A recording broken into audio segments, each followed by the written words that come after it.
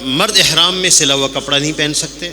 اگر آپ کوئی اسی طرح جو ہے سیفٹی پن لگانا، یہ سیفٹی پن لگا لیں، یہ سیفٹی پن نہ لگائیں، اور اگر آپ بیلٹ باندھنا چاہتے ہیں تو کسی سبب سے آپ بیلٹ باندھنا چاہتے ہیں، جیسے بہت سارے حجاج کرام بیلٹ باندھتے ہیں اپنے پاسپورٹ رکھنے کے لیے، اپنا کیش رکھنے کے لیے، جی بیلٹ اس لیے باندھیں گے کہ آپ پاسپورٹ رکھنا چاہتے ہیں، اپنا کیش رکھنا چاہتے ہیں، اس نیت سے بالکل باندھ سکتے ہیں۔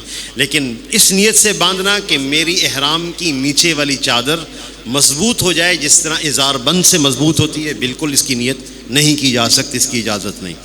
اس نیت سے باندھیں کہ اس میں کیش رکھنا چاہتے ہیں آپ اس میں اپنا موبائل رکھنا چاہتے ہیں، رکھ سکتے ہیں۔ مرد حضرات احرام کی حالت میں اپنا چہرہ نہیں ڈھانپ سکتے، سر نہیں ڈھانپ سکتے۔ خواتین اپنا چہرہ اسکارف وغیرہ سے ڈھانپ سکتی ہیں، لیکن چہرہ کپڑے پہ نہ لگنے دیں، جیسے شروع میں عرض کیا کہ کوئی چھجے والی ٹوپی، پی کیپ وغیرہ پہن لیں۔ مرد حضرات عورتیں بھی دونوں احرام کی حالت میں ناخن نہیں کاٹیں گے، بال نہیں کاٹیں گے، خوشبودار چیز کا استعمال نہیں کریں گے۔ خوشبو لگانا چاہتے ہیں احرام کی نیت سے پہلے لگا لیں، کپڑوں کو بھی لگا سکتے ہیں، یعنی چادروں کو بھی لگا سکتے ہیں، جسم کو بھی لگا سکتے ہیں، لیکن احرام کی نیت کے بعد چادروں کو خوشبو نہیں لگائی جا سکتی۔ خوشبودار صابن کا استعمال نہ کریں۔ آپ جب جہاز کے سفر میں جاتے ہیں، واش روم میں جاتے ہیں، اور بلکہ انٹرنیشنل جو فلائٹس ہوتی ہیں ان کے واش روم میں جب ہم جاتے ہیں تو وہاں شیمپوز موجود ہیں، لیکوڈ صابن موجود ہیں، بلکہ خوشبودار لوشن موجود ہیں، اجتناب کیجیے۔ بعض حضرات کہتے ہیں کیسے اجتناب کریں؟ جی آپ ول و براز کے بعد ٹشو کا استعمال کیجیے، پھر پانی بہا لیجیے، ہاتھ کو صابن سے نہ دھوئیں۔